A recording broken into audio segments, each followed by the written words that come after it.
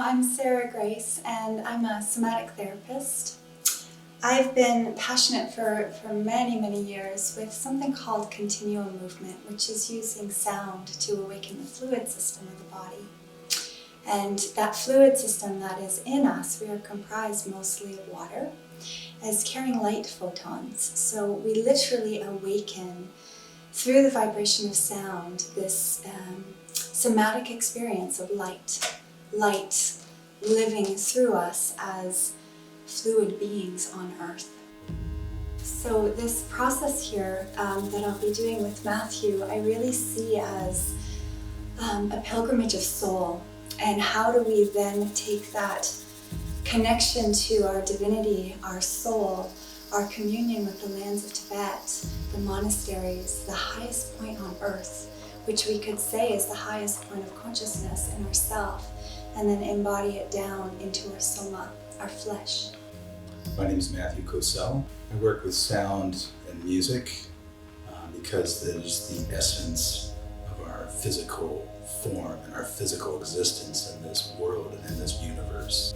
And human beings throughout time, when we built temples on planet Earth, we brought sacred sound and music into the temples to help us make this connection. Our medicine people would use sound and music to help us heal our bodies, connect with the spirit of nature, and make contact with the non-physical or spiritual realm.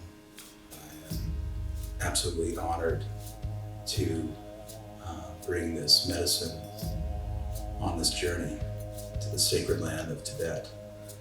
In this journey, we will be, yes, in a heightened spiritual place on planet Earth. We will be doing practices with Matthew where we're embodying the sound of soul.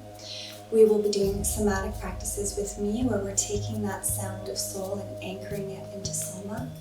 But we will also be able to be present to grief, fear, joy, bliss, all of it. And for me, I feel it's so important to hold space for the fullness of our humanity.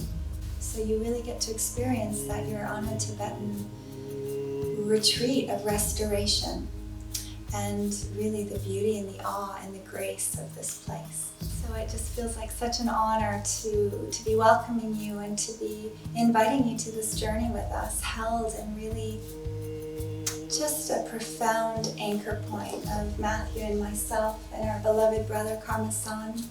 Karma-san has been a local guide for 15 years. He's a devout Buddhist.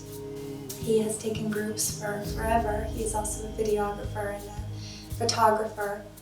More than anything, he's a devout Buddhist, and wherever he goes, he prays. So wherever we go, we will be in the holding lineage of Buddhist prayer. It's really something that is going to invite us, those of us who are ready to remember the simplicity of presence and the power of prayer. So I just want to invite us that if we really have a yes, this is something that is a call of your soul that knows. It's also a call of your soul that knows that Matthew and I will be your brother and sister on this pilgrimage with you. That we are hand-picked by some divine orchestration of soul that will come together to remember together, to heal together, to pray together, to sound together.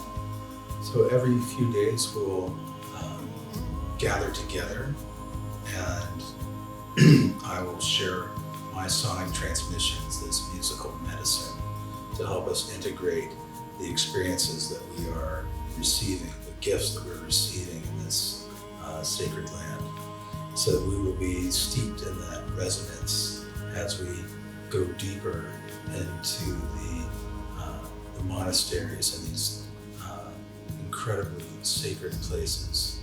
We'll carry that resonance deep within ourselves and as a coherent group energy. Also on the website is a list of the itinerary of what we'll be doing day to day. It's really going to be a balance of sightseeing, visiting lands, lakes, temples, monasteries, the Buddhist culture, the Tibetan culture.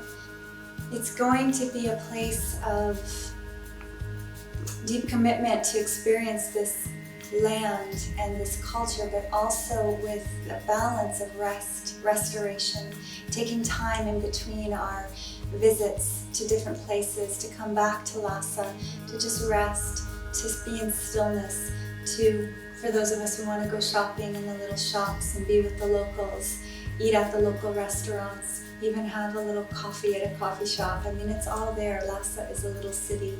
So it'll have a really beautiful balance of sightseeing, monastic experiences, and just being in a little city with a beautiful group of people. For this pilgrimage, there are logistics to take into consideration. As Tibet is under Chinese rule, you do need to have a visa issued to you by the Chinese government. And so this needs to be taken care of prior to 3 months before the journey begins. Our intention really is for that to be a really easy process, and simply showing up at the embassy, getting the Chinese visa. Once you have that, you email it to us. We will send it to Karma. And once we're in Tibet, just so that we can all feel really comfortable and settled, the hotels they are Tibetan, 5-star. They're not 5-star our standards, but they are still beautifully, what's the word? Appointed? Beautifully appointed. They're beautiful hotels, they're clean, the food is safe. So we can really rest assured that you'll be taken care of, you'll be healthy, you'll be comfortable, every place we'll go is clean. And there is some aspect of going in through the Chinese permission, but that is actually quite simple, especially when we go with a group and we go with Karma. I just really want to invite you to rest assured that all those details are taken care of. So we really welcome you, and we're so looking forward to experiencing this beautiful, beautiful pilgrimage. Thank you.